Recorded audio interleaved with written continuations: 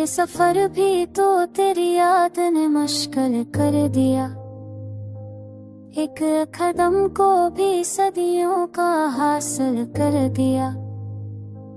हमने सोचा था कि अब दिल को संभाले शायद, तेरी एक बात ने फिर से हमें पागल कर दिया। वो जो कहते थे कि सब कुछ ही बता देंगे, उन्हीं बातों ने हमें और भी बेबस कर दिया।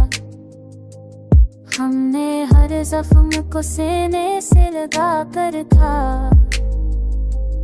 और ऐसी सदद ने हमें और भी कामिल कर दिया। कुछ तो था उसकी निगाहों में जदा सा शायद, एक नजर में ही हमें खाक का बादल कर दिया।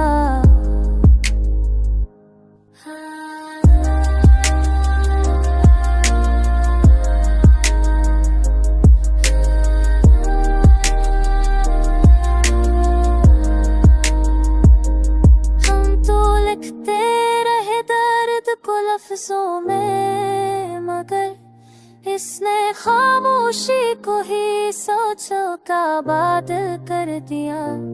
हम तो लिखते रहे दर्द को लफ्ज़ों में, मगर इसने खामोशी को ही सबसे बराद कर दिया।